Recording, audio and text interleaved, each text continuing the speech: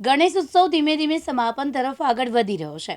આજે અનંત ચતુર્દશીના દિવસે રાજ્યમાં સવારથી જ ગણપતિ બાપાનું વિસર્જન કાર્ય શરૂ થઈ ગયું છે, જેમાં ડીજેના તાલે ભક્તો ઝૂમી ઉઠ્યા છે, તેમજ ભક્તો બાપાને અશ્રુભીની આંખે વિદાય આપી રહ્યા છે। ગણપતિ બાપા મોર્યા પૌઢાવર્ચી લવકરિયાના નાદ સાથે ગુંજી ઉઠ્યા છે। ગણપતિ બાપાના વિસર્જનમાં એક ધાર્મિક અને આધ્યાત્મિક વિધિ છે, જે ફક્ત પરંપરાનું પાલન જ નથી કરતી, પણ ભક્તોની ભક્તિ અને સંકલ્પની પરિપૂર્ણતાનું પણ પ્રતીક છે। જો કે આ વિદાય કોઈ પણ ભક્ત માટે પીડાદાયક છે, કારણ કે તે બાપાને તેમનાથી દૂર જવા દેવા માંગતો નથી। છતાં શાસ્ત્રો અનુસાર તે જીવનનો એક કુદરતી ભાગ છે, જે આવે છે તે પણ જાય છે।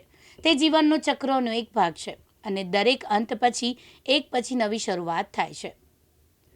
વિસર્જનના પ્રસંગે ભક્તોના હૃદયમાં બાપા પ્રત્યેના અપાર શ્રદ્ધા અને આશીર્વાદની લાગણી હોય છે, અને તેઓ આવતા વર્ષે તેમનું ફરીથી સ્વાગત કરવાની આશા રાખે છે।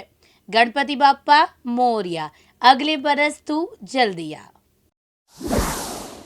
સુરત શહેરમાં આજે હર્ષ ઉલ્લાસનો માહોલ છે।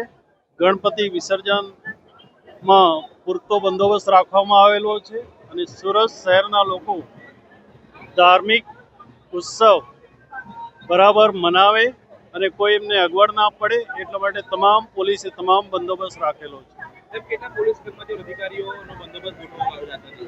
જરૂરિયાત મુજબ જોઈન્ટ પોલીસ કમિશનર લેવલના, ડીસીપી લેવલના, PI, PSI, police, RF, CRPF તમામ બંદોબસ્ત રાખેલો છે। શું કહેશો ગણેશ ભક્તોને વિસર્જન માટે નીકળવા માટે? ગણેશ ભક્તો વહેલામાં વહેલા પંડાલમાંથી રોડ ઉપર આવે અને વહેલામાં વહેલા ઓવારા ઉપર પહોંચે અને જલ્દીથી ગણપતિ દાદાનું વિસર્જન કરે, એવી હું એમને અપીલ કરું છું।